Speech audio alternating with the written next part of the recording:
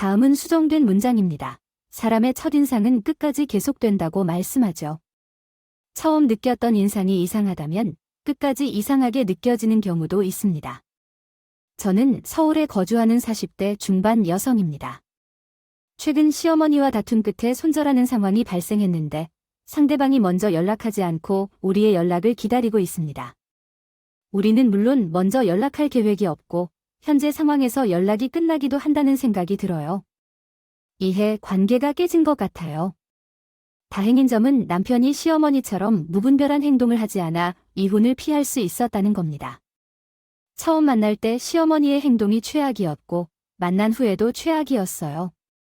이런 사람이 있다는 것이 믿기지 않을 정도로요. 육두문자가 나올 것 같습니다. 제 어머니는 아버지께서 일평생 돌아오신 돈으로 서울에 다세대 주택 2채를 사셨고 월세로 이용할 정도로 방세를 상당히 많이 받으십니다. 집값 자체도 꽤 비싸고 수십억 원에 해당하는 재산을 보유하셔서 어느 정도 재산이 많은 편이라고 할 수 있겠지만 여전히 그 많은 재산을 모으는데 능숙하시고 사용에는 소극적으로 생각하시는 모습을 보이셨습니다. 생각해보면 결혼할 때도 그랬어요. 어머님은 아들이 시집가는 것을 살짝 마음에 걸리면서도 집은 준비하고 싶어 하신 것 같았는데 처음 인사를 나눌 때부터 집 이야기를 꺼내시곤 했습니다. 처음에는 어머님이 보유하신 다세대 주택 중 한 채부터 시작하려고 했어요. 최근 들어 집값이 급상승하여 호가가 높아져서요. 대출을 받아 집을 사는 사람들이 있더라고 하더라고. 하나는 알고 있지만 둘은 모르는데 아이. 그러니 대출금 때문에 생활이 힘들어진다는 걸 모르는 거야, 맞지요? 어머님, 저도 어머님과 같은 생각을 가지고 있어요. 그래서 우리도 무리하지 않는 선에서 시작하려고 해요. 예전에는 모은 돈으로 집을 사고 그랬는데 요즘은 대출이 쉽기 때문에 자기 주제도 모르고 돈을 빌려서 집을 사는 거야? 그러다간 한순간에 큰 난관에 부닥칠 거라니. 너희는 그럴 필요 없어. 내가 가진 집에서 시작하면 돼. 엄마, 우리 집에서 살면 되니까. 그럼 우리도 집을 사러 다니는데 걱정 없이 편안하게 지낼 수 있고 좋겠어. 어머님께서 처음 저를 만나셨을 때 그렇게 말씀하셨었고 저도 아파트만 고집하는 스타일이 아니에요. 잘 살아주시는 시어머니와 시아버지께서 가지고 계신 집을 받아들여야겠습니다. 주신다고 하시니까 당연히 마다할 이유가 없었죠. 그래서 적당히 살만한 집을 주실 줄 알고 가봤더니 아오, 세상에 이제 결혼하는 아들 며느리를 반씨야. 단칸방에서 살려고 하는 거 아니겠어요? 정말 저희 시어머니 미친 거 아닌가요? 저는 집도 아닌 것 같은 그 방을 보고 기겁했어요. 물론 생활이 어려워서 그 정도의 집에서 사는 사람들도 있겠지요. 그런데요, 저희가 그 정도는 아니거든요. 게다가 집주인 아들인데 반지하 단칸 방이라니.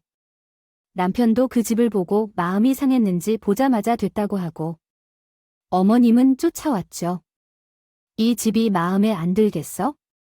아이, 집이 어때서 그래? 나 결혼할 때는 이 집보다 더 조그만 데서 시작했었어요. 폭로에 아주 힘들게 살았다고. 그건 엄마 때나 이야기고, 아이, 지금은 시대가 변했고 생활 환경이 변했고 엄마의 사정도 나아졌으니 우리가 왜 이렇게 집에서 둘이 살아야 하죠? 모아둔 돈으로 다른 곳에서 살 거니까요. 그것을 아시나요? 우리가 모은 돈은 얼마나 될까요? 너희들이 얼마나 모아냈을까요? 그것을 얼마나 모으지 않았을까요? 그런데 우리가 대충 모은 금액을 알려줬더니 어머님의 눈빛이 변하셨어요. 그래서 따라오라고 하셨고 어머님의 3층에 있는 40평짜리 집에 방 3개짜리 집을 보여주시는 건 어떨까요? 아니죠. 심지어 그 집은 비어 있었고 매우 깨끗하게 수리되어 있었습니다. 이렇게 좋은 집이 있었는데 처음부터 왜 보여주지 않았을까요? 아마 무료로 줄 겁이 드셨겠지만 그래서 저희도 돈을 갖고 따로 집을 찾겠다고 했더니 이 정도의 가격이 가는 집을 보여주셨다고 생각해요. 그때 내 자리를 알게 되었어요. 어머님은 돈이라면 자식, 뭐든지 되실 거라고요. 가리지 않아요. 남편은 오히려 큰 그 집을 보고 더 열받고 있어요. 저희는 연애를 3년 했는데 남편이 그렇게 화난 모습을 처음 봤습니다. 결국 어머님께 한 소리 했어요. 아이야, 엄마 지금 아들을 가지고 장사하는 것도 아니고 이게 뭐 하는 거야? 집 있으면서 아들한테 주려고 하니까 아까웠어. 나 어디서 못 주워온 자식이야? 아니, 내가 후회 자식이냐? 그냥 주기 싫으면 처음부터 집 이야기를 꺼내줄 말이나 한다든가. 단칸방은 그냥 줄 수 있고 이 집은 그냥 주기 싫은 거야? 나 그냥 결혼 안 할게. 나이든 사람한테 쪽팔려서 결혼 안 하고 평생 엄마네 집에서 엄마가 해주는 밥을 먹으면서 엄마 부려 먹으면서 살 거야? 내가 그랬으면 좋겠어. 내가 자식 노릇도 못하고 그렇게 살았으면 좋겠냐고? 아유, 이 녀석아, 그래. 알았어요. 그럼 5,000원 주세요. 내 속에서 고향을 떠나 살 정도의 넓이에 맞는 집에서 살 수 있을 줄 알아? 엄마니까 이렇게 해주시는 거야? 완전히 올바르지 못한 방식으로 인심을 품고 계시는 것 같아. 말끝마다 우리를 무시하는 태도에 상처받았습니다. 어머님이 왜 그러시는지 모르겠어요. 우리는 둘 다 부럽게 여겨질 정도로 안정적인 회사에 다니고 있고 남편도 저축하여 9천만 원을 모아서 차를 샀어요. 저희도 비슷한 상황이었고 어머님은 우리가 돈이 없어 보인 건지 아니면 아들을 잘 시집보냐 하여 용납해주지 않을까 생각되며 우리를 좋은 집에서 살게 해주기를 원치 않으신 것 같아요.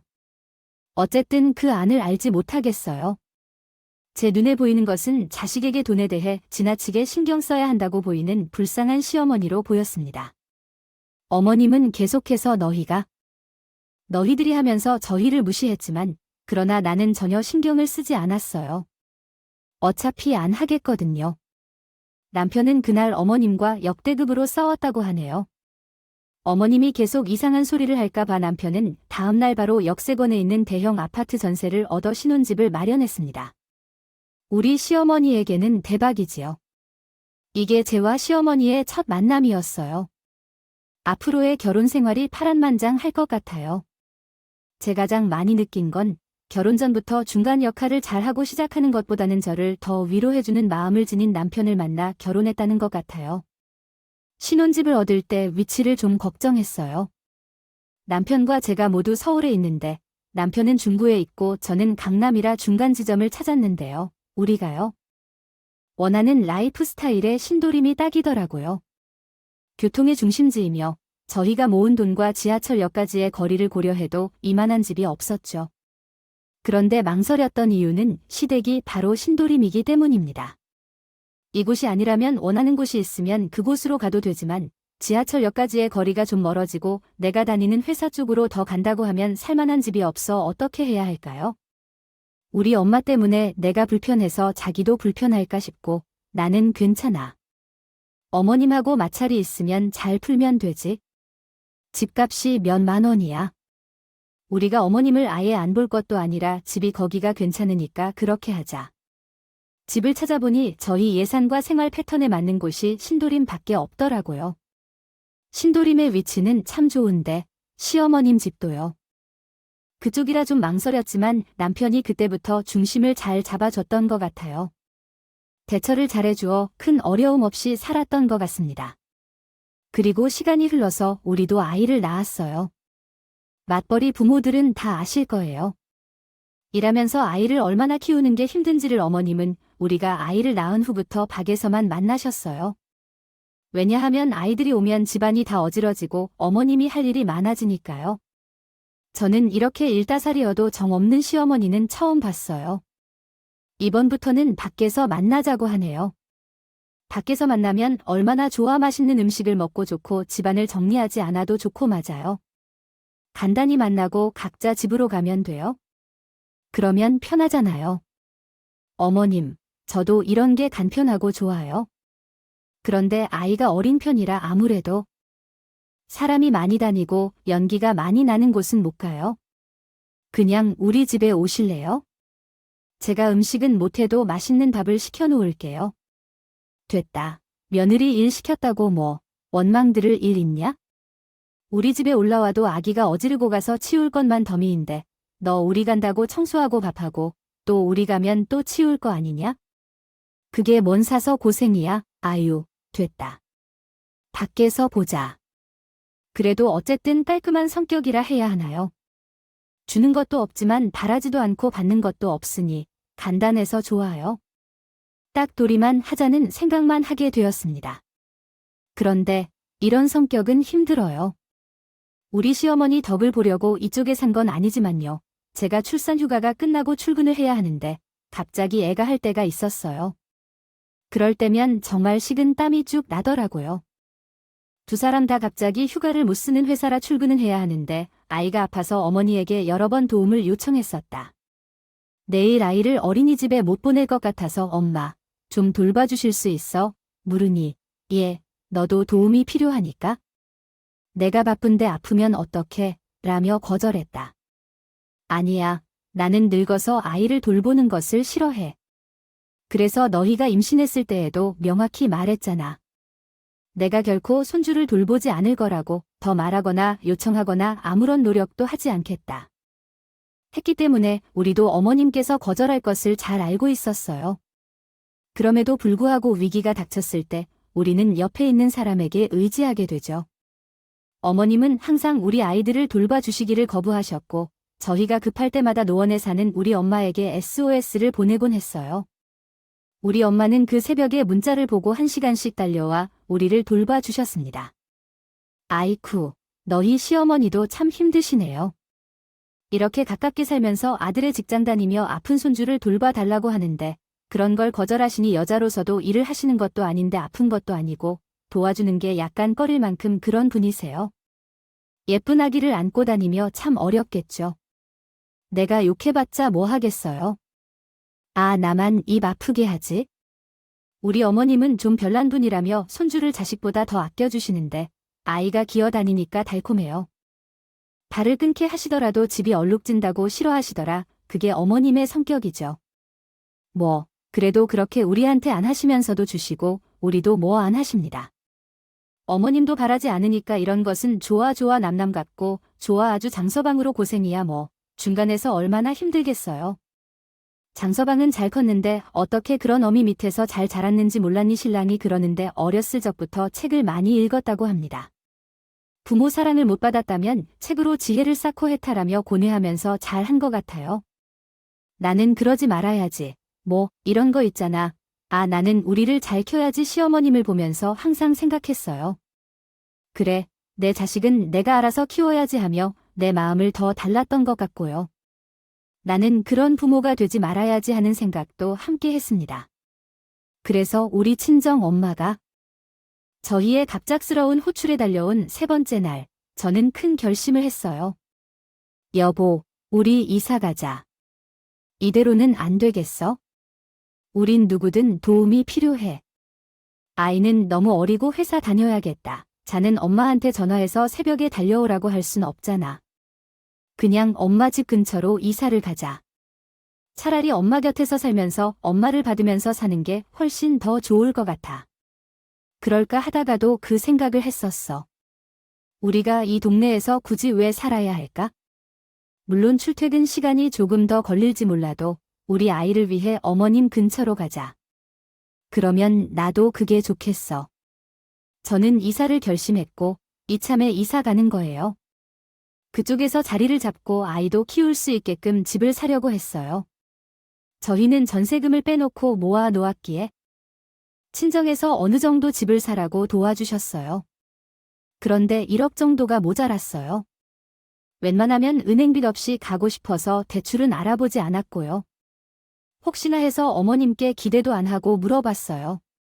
엄마, 우리 이사 갈까 했는데 아무래도 주한이 아플 때 봐줄 수 있는 사람이 필요한데 엄마는 뭐 안 봐준다고 하셔서 장모님한테 맡길 건데 거리가 너무 멀어서 장님네 근처로 이사를 가려고 하는데 왕 가는 김에 자리를 잡을까 하는데 1억 정도가 모자라네. 혹시 엄마가 빌려줄 수 있어요? 안 되면 말고. 그럼 은행에 갈 거니까. 뭐 1억 딱 1억만 모자라 뭐 때마침 2층에 전세가 들어와서 딱 1억 융통을 해줄 수 있다면? 하지만 저는 당연히 어머님이 돈 없다고 하실 줄 알았는데 의외로 가능합니다. 대화의 내용을 한국어 문법에 맞게 수정하면 다음과 같습니다. 대답했다. 아, 그럼 내가 빌려줄게. 엄마가 빌리면 내가 잘 쓰고 갚지. 차용증도 제대로 쓸 거야? 차용증은 당연하지. 공자는 안 되고 이자네. 은행 이자 어떠냐? 지금 대출 현재 시세 이자율로 하자. 아유, 우리가 무슨 은행 대출 안 받으려고 엄마에게 말한 건데 엄마가 은행 이자율을 부르면 우리는 은행에서 대출 받지? 그래, 아이씨. 그럼 어느 정도를 원하는데? 너무 비싼 가격이면 안 돼. 나도 이득을 보는 게 있어야 하지 않겠어? 엄마, 어차피 적금으로 묶어놓을 거 아니야? 내가 적금 이자만큼만 드릴게. 어때? 손해를 보는 건 아니지. 욕심은 많아 가지고. 그래. 알았어.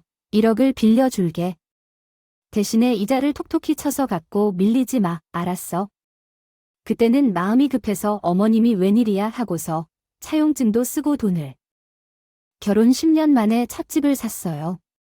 그 순간은 오랜만에 내 집을 얻은 감동적인 순간이었습니다. 집은 낡고 깨끗하지 않았지만 내 집이라는 것에 대한 애정이 넘쳤어요. 인테리어는 할 돈이 없어서 못했지만 사실 친정에서는 우리가 집을 샀다는 소식을 듣자마자 5천만 원을 그냥 주셨어요. 어머님은 아무런 돈을 내주지 않으셨는데 집에 방문하셔서 집이 낡았고 난해하지만 일하며 훈수를 두셨어요. 하지만 집이 실제로 어머님의 것도 아니잖아요. 당신이 왜 그렇게 걱정하시는 거죠? 자기 마음에 들지 않아도 뭐 그리 하나요? 아니, 그게 아닌데 집들이를 할 때 돈에 대해 말씀하시는 건 좀 그렇지 않아요. 쓰임새가 있고 소중한 돈을 제때 잘 관리하고 아껴야죠. 그리고 소리를 지르는 건 조금 좀 신경 쓸 일이 있네요. 지경이었습니다. 하루라도 늦으면 분명 노발대발할 게 뻔했어요. 그래서 남편과 마음을 다 잡았죠. 절대 무슨 일이 있어도 어머니는 매달 제 날짜에 정확한 금액으로 꼬박꼬박 넣자고 어머니가 돈돈거리는 소리를 너무 듣기가 괴로웠어요.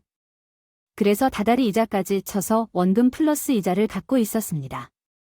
그리고 출퇴근 시간이 좀 길어져서 친정 엄마에게 아이의 등하원을 부탁했습니다. 우리 친정 엄마는 매일 우리 집으로 출근해서 우리 아이를 봐주셔서 저희도 편했고 엄마도 만족스러워 하셨어요.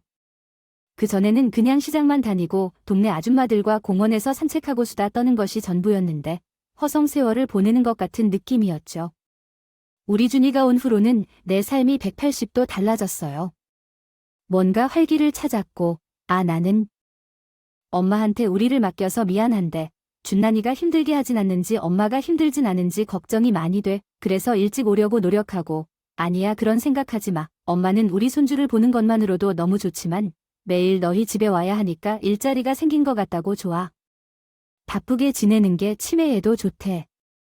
엄마, 정말 고마워. 엄마가 아니었으면 나 이렇게 못 살았을 거야. 아마 내가 회사 그만뒀을지도 몰라. 나 일할 수 있게 해줘서 고마워. 내가 내 호자식인데 왜 그렇게 고맙다고 해? 부모가 자식을 키우는 게 당연한 거지. 칭찬받을 일 아냐? 내 새끼들이 내가 할 수 있을 때까지 내가 지켜준다는데 미안해 하지도 말고 고마워하지도 마. 엄마 사랑이니 그냥 받아도 돼. 알았지? 그 전에 우리끼리 살 때보다 더. 집안 분위기가 확실히 좋아지고 이사를 오면서 엄마의 도움을 받으니 저희도 편하고 아이도 편하고 엄마도 즐거워하셔서 모두가 윈윈이 되었어요. 이사 와서 참 잘했다고 생각했죠. 여보, 우리 이쪽으로 이사 와서 너무 편해지지 않아? 엄마가 애도 봐주고 청소도 해주고 반찬까지 해주니까 말이야. 당신도 참 못난 딸이다. 우리가 우리 애는 우리가 알아서 키우자고 그렇게 신신당부했던 사람 어디 갔어?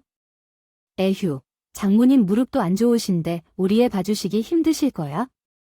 그래서 내가 우리 애를 봐주는 금액에 더해가지고 어머님 용돈도 더 드렸어. 정말 벌써 아휴. 당신 정말 최고다. 나 진짜 감동했어. 어떻게 그럴 생각을 했어? 어차피 어머님이 우리의 매일 등하원을 해주실 거잖아. 그리고 애 하나 키우는 것이 얼마나 힘든지 알 거예요. 우리보다 체력도 더 안 좋은 장모님께서 얼마나 고생하실지 나는 알아요. 너무 감사하다는 말씀 드리고 싶어요. 당신은 정말. 아버지께서 돌아가셨고 어머니가 홀로 사시게 되셨습니다. 남편이 형이 하나 있는데 원래부터 아주버님께서는 지방에서 일하시느라 1년에 2번 정도만 오셨어요. 아버님도 없고 아주버님도 원래 없으셨고 우리가 이사를 가면서 멀리 사니까 시어머님께서 힘드시는 모습을 보이시던데요. 내 아버지께선 돌아가셨고 이 집에 홀로 사는 것이 조금 무섭네요. 누군가 있다면 덜 외롭겠지만 시속, 시댁 플러스 남편, 은일 때문에 와서 도와주실 수 있는데요. 제가 여러분이 이 동네에 살 때는 몰랐는데요. 이 동네에 계신다는 사실만으로도 위안이 되었나 봅니다. 그래서 다시 이 동네로 돌아오실 수는 없을까요? 어머님, 아버님이 돌아가셨으니 힘드실 텐데 자주 찾아뵐까요? 어머님은 집에서 만나는 걸 싫어하시잖아요. 그러면 어머님 내 동네에서 만나요. 종종 가겠습니다. 이사한 지 얼마 안 됐는데 또 이사 갈 수는 없어요. 내가 이쪽으로 다시 이사 오면 준환이 돌봐줄 거야. 너희, 그것 때문에 이사 간 거잖아. 이쪽으로 오면 내 친정 엄마 못 자게 만들지. 내가 애도 잘 봐주고 너희도 잘 챙겨줄게. 이제 와서 어머님이 왜 이럴까요? 아버님이 돌아가신 게 그렇게 충격적인 건지 완전히 다른 사람이 되어 있었어요. 어머님이 하도 매달리기 때문에 저도 난감해서 남편과 상의한 후에 다시 연락드릴 거라고 했는데 남편이 여기서 또 화를 냈는지 어머님과 전화로 또 대립했습니다. 엄마, 우리가 엄마 오라고 하면 오고 가라고 하면 가는 똥개야? 우리가 여기에 왜 이사를 왔겠어? 엄마가 우리에게 조금이라도 봐줬다면 우리도 여기에 이사 안 왔겠지. 하지만 이래서 다시 돌아오라고 말했는데 내가 엄마를 어떻게 믿어놔도 한평생 그렇게 컸는데 엄마가 정말 우리를 보살펴 주시면 우리도 그만큼 챙겨주겠다. 우리가 여기서 잘 적응하고 잘 살고 있다니까 무슨 허물없는 기대까지 하셔서는 안 돼요. 내가 어찌 이러겠습니까? 아니, 그런 말은 적어도 마음이 허전하다거나 이 집에 혼자 있기가 무서워서 이런 말을 하는데 내가 자식이 되는 사람이 엄마를 모른 척한다면 얼마나 형편없는 생각을 했으면 하는데 여기 온 지 지금 몇 달 안 됐어요. 그래서 이 상황에서 엄마가 외롭다고 다시 이사를 가기 싫다면 그러시지 마세요. 그렇게 하시면 제가 가거나 어떻게 아무도 모르는 곳이 있는 데 가서 어떻게 사실라 합니까? 아이가 있고 아들들도 다 필요하잖아요. 자주 가시면 되는데 엄마도 이사 못하고 우리도 이사 못하는데 그게요. 최선을 다해 주요 바쁜 와이프에게 전화하지 마십시오. 이상한 소리를 내지 말고 나에게 연락해 주세요. 미친 사람들처럼 처가가 그렇게 좋냐라거나 그렇게 좋아 나한테 변복 없는 년은 자식복도 없다던데 이런 소리는 하지 마십시오. 아이고, 내 팔자야 섭섭하지만 저희가 자주 찾아뵙겠다고 하고 전화를 끊었습니다. 그런데 시어머니는 삐쩍하여 한 달 동안 아무 소리도 안 하셨어요. 아니, 상식적으로 말이 되는 소리냐 고요. 누구도 그런 말은 하지 않아요. 이사하고 지 얼마 안 된 아들 회한을 다시 이사가라니 말도 안 되는 소리였고 남편은 어느 순간부터 어머님이 전화를 받지 않으니 그냥 저한테도 하지 말라고 했어요. 그래서 저도 모른 척하고 있었죠. 그러다가 한 달이 지난 후 잠자고 있는 줄로만 알았던 시어머니가 무슨 계획을 세우고 있는 줄 아세요? 요즘 어머니는 아래와 같아요. 가지고 있던 집들을 다 정리하시고 저희가 사는 노원으로 오시겠다고 하시더라고요. 저는 그 말을 듣고 미저일 줄 알았습니다. 집을 싹 다 팔려고 부동산에 내놨더니 이게 순식간에 다 팔렸지만 아유, 이제 나도 주택 관리하기 힘들고 해서 집 한 돈으로 다이 근처 아파트들로 몇 채 샀다. 그리고 전세 월세 다 들렸어. 아휴, 어머님, 고생하셨어요. 그럼 어머님은 이제 어디서 사시려고 집을 팔았으면 지금 사시고 있는 집에서도 나와야 할 거 아니에요. 너는 내가 안 온다고 하니까 내가 가려고 한다. 너희 집 근처로 작은 아파트 하나 사려고 해. 나는 혼자 사는데 큰 평수도 필요 없고 힘들게 매매 같은 거 하지 않으려다 이번에 집들을 사고 팔아서 돈도 없어. 나는 그 동네로 갈 거니까 딱여. 기다려라. 우리 어머님이 얼마나 땅을 좋아하시는지 몰라. 그래서 한평생 아파트를 안 사고 주택만 사서 재산을 불린 거야? 그랬던 어머님께서 이 시기가 힘든 시기였지. 자신이 한평생 가지고 살아온 가치관까지 바꾸며 우리 곁에서 살고 싶다고 하시는데 아오, 우리도 그때서야 어머님의 심각성을 인지했던 것 같아. 어머님의 계획을 남편한테 바로 말했고 남편도 아무리 미운 어머님이 자신의 엄마잖아. 그래서 좀 충격이었던 것 같아. 어머님의 상태가 많이 안 좋다는 걸 알게 되었어. 당신, 우리 엄마가 이쪽으로 이사 와도 괜찮겠어? 우리 엄마, 솔직히 나도 불편한 사람이야. 당신이 불편할까 봐 걱정이고. 나는 괜찮아. 어머님이 날 건드는 스타일은 아니잖아. 예전처럼 서로 손도 안 잡고 사면 나는 정말 괜찮아요. 우리 엄마가 도와주심으로 안심할 필요가 있어요. 형이 엄마를 보살필 수 없으니 아이 난 엄마를 보살펴볼까 생각 중이에요. 엄마를 신경 쓰면서 잘 돌볼 거예요. 제 둘 다 어머님이 이곳으로 오는 소식에 긴장은 되었지만 어머님의 상태를 볼 때 저희가 돌봐야 한다는 것은 분명한 것 같아요. 더구나 어머님이 저희 쪽으로 오시게 된다면 우리는 거부할 이유가 없겠죠. 어머님은 집을 깨끗이 정리하시고 저희 집 근처에 집을 얻으시기 위해 월세로 내실 것이라고 하면서 고칠 부분을 보수하고 월세로 내셨어요. 그런데 집을 보러 온다는 분이 있어서 저도 따라가 봤더니 세상에 엄마 집을 보러 오시는 분이 저희 시어머니가 아니겠어요. 어머나, 어머님, 여기서 왜 오시는 건가요? 혹시 집을 보러 오시는 분이 어머님이시라면 어떻게 여기서 만나게 되셨나요? 응, 맞아. 집을 보러 오는 분이 바로 저라고 해요. 혹시 사돈 집이시다고요? 예, 사돈 집을 새로 지으시는 거죠. 아, 제가 새 집을 보러 오시는 분이 사돈이라는 걸 정말 몰랐어요. 아이고, 세상 참 좋네요. 여기서 다 만나게 될 줄은 몰랐죠. 그렇죠. 세상 참 좋아요. 아, 제 얘기 들으셨죠? 장례식에 와 주셔서 감사했어요. 아, 이제 애들 곁에서 지내야 하니까 외로울 때가 많아요. 아, 얼마나군요. 애들 곁에서 지내다 보면요. 마음이 괜찮아질 겁니다. 집 한번 둘러보세요. 어머님은 집을 쓱 둘러보셨어요. 엄마가 원로 그 마음을 가지고 올수리를 한 집이라 정말 깨끗했습니다. 저도 가서 청소를 도와준서라 바로 입주에 맞게 컨디션이 좋은 집이에요. 어머님도 마음에 드시는지 오랫동안 훑어보시고 가셨고요. 어머님은 몇몇 다른 집들도 구경하고 갔어요. 그런데 그날 밤에 제한테 연락이 왔어요. 엄마와 따로 만나자고요.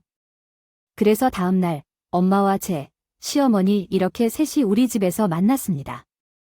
제가 아무래도 혼자 살 거니까 큰 집이 필요 없고 그냥 깨끗하기만 하면 됐어요. 그게 탁사돈이 가지고 있는 집이 딱인 거예요. 제가 월세로 놓으려고 올수리를 해놨어요. 빈집이고 깨끗하게 해놔야겠죠. 오래 살아서 그런지 마음에 드셨다니 계약 의사가 있으신 거예요, 네. 계약 의사가 있습니다. 그런데 제가 월세를 받으면서 살았던 사람이라 계약을 몇백 번 해봤잖아요. 그런데 그런 계약할 때마다 부동산에서는 부도가 없는데 양쪽으로 폭비하게 돈이 나가는 게 아깝더라고요. 맞아요. 그냥 소개시켜주고 계약서를 작성하는데 몇백씩 뜯어가니까요. 그게 아깝긴 하죠. 그래서 하는 말이에요. 제 신호는 뭐, 확실하지 않습니까? 아, 제가 시이고 막말로 애들이 이혼해도 제가 어디 가는 것도 아니고요. 그래서 말인데요. 우리 사이의 계약서는 따로 안 쓰는 게 어떠실까요? 이만큼의 신원이 더 어디에 있어요? 제 재산도 어느 정도인지 다 알잖아요. 우리 사이에 그냥 삽시다. 엄마도 시어머니 말에 혹했다고 했는데 비싼 부동산 중개 수수료가 안 나가도 좋을 것 같았고요. 아는 사람이니 집을 더 깨끗하게 쓸 것 같다는 생각으로 다른 사람보다는 시어머님이 사는 게 엄마한테는 더 좋을 것 같다는 생각을 했다고 해요. 그래서 계약서도 없이 어머님을 들어오라고 했는데 그것은 엄마의 실수였습니다. 역시나 아는 사람이 더 했다고 해요. 시어머니가 이천에 70만 원으로 2년간 살기로 했다가 이사 가까워지자 다른 이야기를 하고 있어요. 그러면서 저는 이번에 소유하고 있는 집을 다 팔고 아파트를 샀잖아요. 그 과정에서 여기저기에 돈지르를 밟아 예상치 못한 비용도 많이 들었어요. 죄송하지만 그 보증금을 조금 깎아주시면 안 될까요? 예? 보증금은 이미 다른 곳보다 더 싸게 내놓은 것이거든요. 여기서 더 깎을 수 있을까요? 죄송합니다. 주어진 문장이 너무 복잡하고 불분명하여 올바른 한국어로 수정하기 어려운 내용입니다. 문장을 분할하거나 각 문장의 주어, 동사, 목적어 등을 명확히 구분하여 보내주시면 도와드리겠습니다. 우리와 잘 어울리려는 마음이 더 크게 커졌을 때 저희와 함께 저녁을 먹는 날도 종종 있었고요. 아이와 함께 산책을 간 적도 많았습니다. 어머님이 많이 변하셨다고 생각해 요즘에는 진짜 돈이 없어서 집을 조금 거기까지 하다 보니 아이고, 내가 진짜 거지처럼 살고 있어요. 돈이 이렇게 많이 나가는 줄 몰랐어요. 이 사정을 좀 봐주시는 김에 좀 더 도와주시면 어떻게 될까요? 무슨 도움을 더 해드릴까요? 엄마도 월세를 받아서 살고 있는 우리도요. 사람입니다. 깎지 마세요. 월세를 깎는 게 아니라 한동안은 그냥 조금 살게 해주세요. 우리 집은 아직 그냥 비어 있어요. 공사가 다 끝나지 않았어요. 그 공사가 끝나고 세입자가 들어오면 한꺼번에 받겠습니다. 한꺼번에? 아유, 사돈, 그러면 안 돼요. 우리도 사정이 있어요. 우리도 다 사정이 있어요. 생활비를 내야 할 돈이 우리도 있는데 월세를 주지 않겠다고요? 그건 안 됩니다. 달마다 월세는 무슨 일이 있어도 주셔야 합니다. 아니요, 내가 안 주겠다는 게 아니에요. 나중에 한꺼번에 주겠다고 했던 거예요. 마취를 못 받겠다고? 네, 뭐라고요? 제가 보증금도 사정봐 드렸잖아요. 어떻게 월세를 또 사정봐 달라고 합니까? 그러지 마세요. 월세는 꼬박꼬박 주셔야지요. 깔 수 있는 보증금도 없는데, 아, 이거 뭔 배짱인가요? 저희도 다 사정이 있어요. 뭐 그렇게 사정 어려운 척을 하세요. 애들한테 용돈 받는 거 있잖아요. 그걸로 생활하면 되지. 사돈 월세는 월 되죠. 어떤 돈으로 생활하는 건 그건 제가 알아서 할 일이고요. 약속을 했으면 약속을 지켜야지. 아, 이게 무슨 경우 없는 짓이에요? 경우 없는 짓은 아니, 경우 없는 짓은 누가 하고 있는데. 꼴랑이 조금 봐주는 걸로 자식들한테 돈 챙겨가는 주제 누가 누구한테 뭐라고 합니까? 뭐라고요? 그러는 사돈은 그 꼴랑 애 봐주는 것도 못하면서 누구를 뭐라고 합니까? 나는 엄연히 일을 하고 받는 금액이에요. 사돈도 애들한테 돈 받고 싶으면 애들 집안 일이라도 하고 달라고 하시던지요. 엄마들 싸움이 완전 진흙탕 싸움이 되어가고 있었어요. 하도 소리를 질러대서 제가 말린다고 될 분위기가? 아니에요. 제 시어머니가 너무 황당하게 행동하지 않으세요. 갑자기 월세를 못 내겠다는 것도 매우 이상한데 제게 봐주는 것으로는 왠지 시인가요? 다행히 그때 남편이 퇴근하고 오셨어요. 어린이들의 싸움에 남편은 끼어들지 않고 걸음 뒤에서 바라보더라고요. 그 정도로만 해주셔야죠. 왜 애들 돈을 가져가냐고 그러시나요? 그 돈을 가져가셨으면 대체 또 어려워서 돈을 요구하시면서 거짓말을 하시나요? 내 돈을 정당하게 받아야 한다고 주장하시지만 그렇게 행동하면 바로 배아이 같아지잖아요. 사도세 줄 때 세입자들의 사정을 이해하며 돈을 받지 않았어요. 말이 되는 이야기를 하셔야죠. 이 정도면 나도 그랬다고 생각합니다. 저는 애들이 돈을 안 주더라도 봐줬던 분이에요. 지금도 같은 마음이고 돈을 탐내지 않는 사람이에요. 그 돈까지 탐내시나요? 그러면 요청하세요. 사돈이 애 봐준 돈은 타면 되겠죠. 그러면 제가 그 돈으로 월세를 낼게요. 어차피 그 돈은 그 돈이니까요. 이게 무슨 짓인지 피곤한 일이네요. 애들이 돈 받으니까 그걸로 통치하자고 무식하게 가족끼리 뵙고 그렇게 하는 게 아니에요. 그러니 어머님이 우리를 애들을 봐주시는 친정 엄마한테 용돈을 드리는 게 탐스럽다고 생각했었고요. 우리는 효도를 받고 싶고 애들은 봐주기 싫다는 거죠. 그런 생각이에요. 그때 완전히 똑똑을 잃은 와.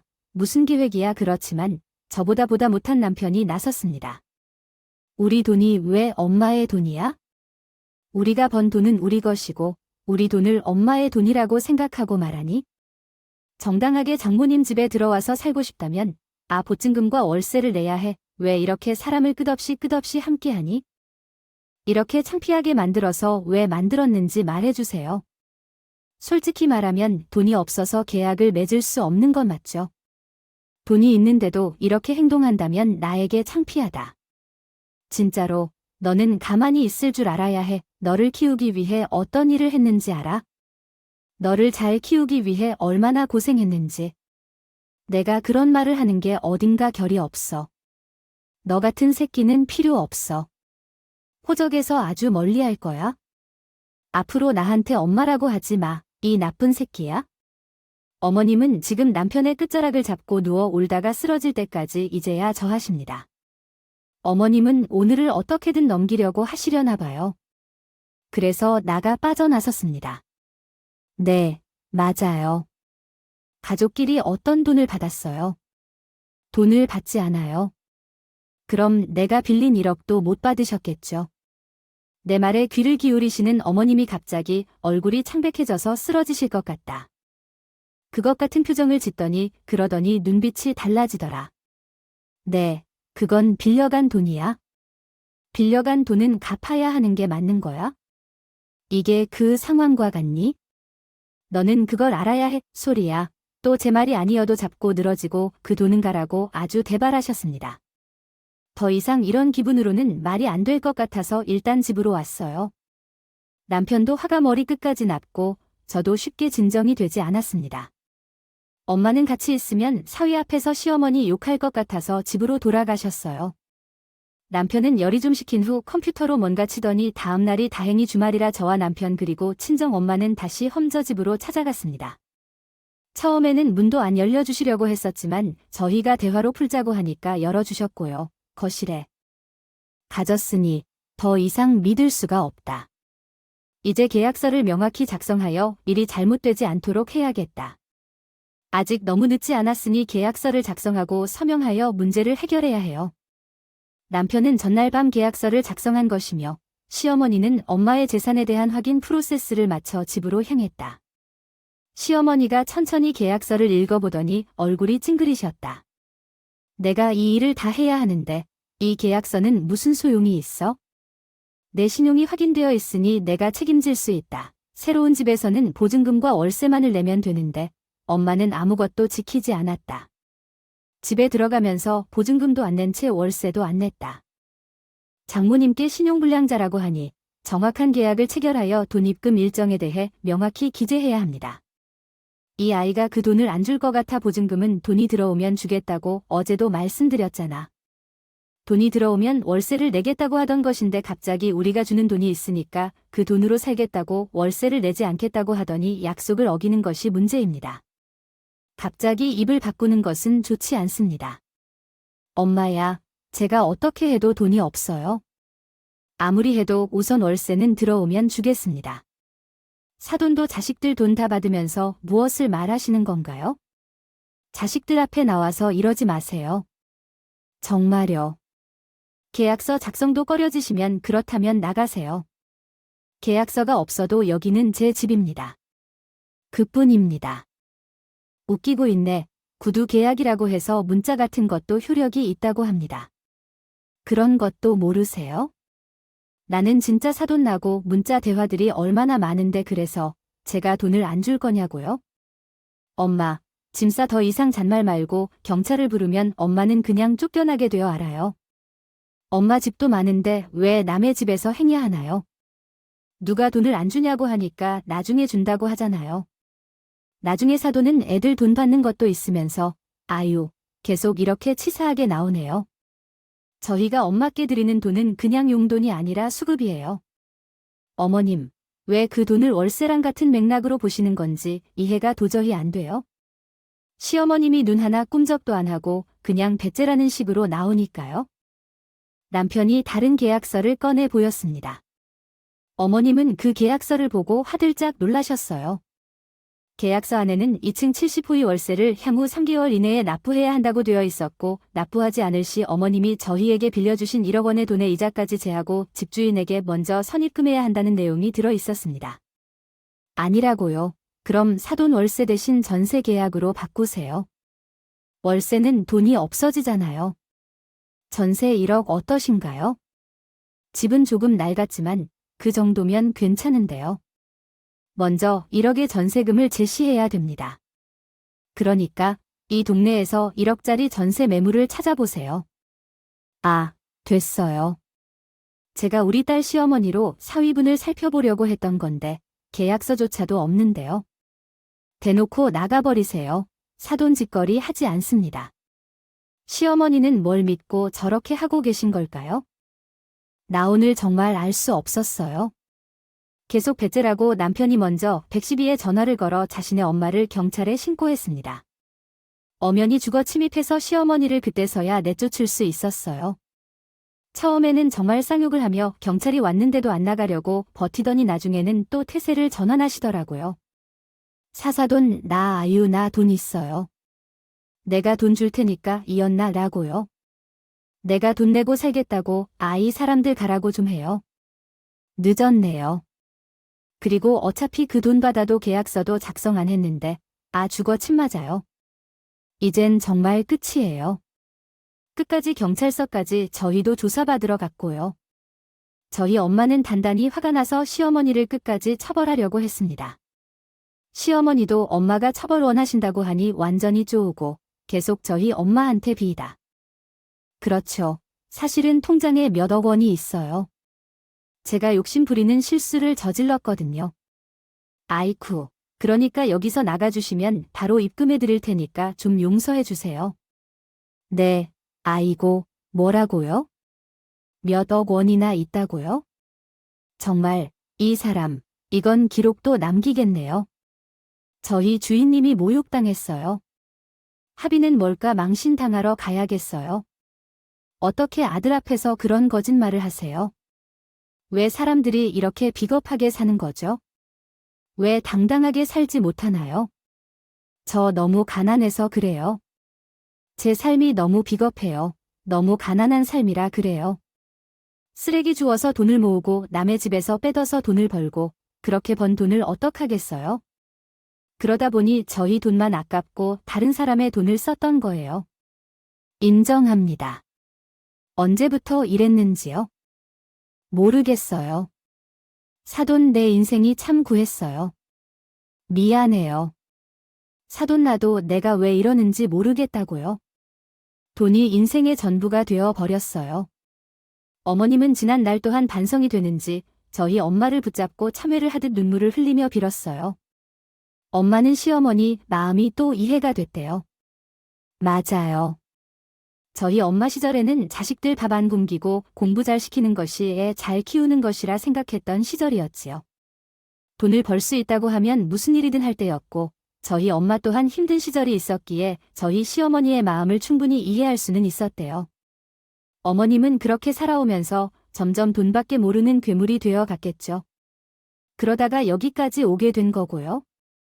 그렇지만 여러분도 아시겠지만 이렇게 힘들게 살았다고 다름 아니라 생각해봐 주실 필요가 있습니다. 시어머니처럼 되는 것은 아니에요. 더 올바르게 살고 계시는 분들이 더 많을 거예요. 그리고 어머님은 저희에게 한 짓도 솔직하게 말씀하셨습니다. 이렇게 살아오면서 저는 돈만 많으면 당연히 자식들도 돈 많은 부모에게 더 잘할 줄 알았습니다. 제가 돈이 더 많은데 아이들이 사돈에 붙어서 잘하는 것이 꼴배기 싫었어요. 사돈은 이제 아시죠? 돈이 전부가 아니에요. 재산의 유무보다 마음이 통하는 사람에게 더 끌리는 법이 아니겠어요? 저는 아이들을 도와주고 싶은 마음이 커요. 사돈은 다르게 생각하시는 것 같아요. 맞아요. 나는 아이들에게 도움을 받고 싶어 하는 것 같아요. 아이들을 키우는 것도 벅차고 다 키워놓았으니 이제는 그 노고를 돌려받고 싶었다고요. 자식을 품어야지. 어떻게든요. 바라십니다. 사돈 두 아들이 장성해서 둘 다 잘 돼서 되돌려받고 싶은 마음이 들 것입니다. 잘 안 되었다면 죄책감이 들었을 텐데요. 자식을 품는 것입니다. 그러니 생각을 바꾸세요. 어머님이 하시는 울음과 함께 말씀하시길래 우리 엄마가 다독여 주셨다고 해요. 엄마도 시어머니를 용서하지 않고 끝까지 가려다가 시어머니의 진심을 듣고는 이해할 수 있는 부분이 많아져 합의를 이루기로 했습니다. 시어머니는 우리 엄마의 집에서 모든 짐을 빼고 결국은 작은 오피스텔 전세로 들어가서 계시고 있어요. 우리 엄마에게는 이런저런 이야기를 하면서 많이 울었는데요. 우리에게는 아직 미안하다든가 어떤 말씀도 없으셨어요. 아마 어머님은 자존심이 있으셨죠. 주변에 친구들도 없어서 혼자 외로운 생활을 했습니다. 저희는 남편이 저보다 화가 더 많이 나서 어머니를 2번 다시 안 보는 입장입니다. 저도 그냥 하고 싶지 않아요. 안 보고 살다 보니 편해요. 아이들을 생각하면 할머니를 만나는 게 맞는데 마음이 내키지 않아요. 한동안은 이렇게 살아보려고요. 살면서 생각이 바뀔 날이 올 거예요. 제 사연은 여기까지예요. 추운 겨울 건강 조심하시고 가정의 평화가 깃들길 바라겠습니다. 감사합니다.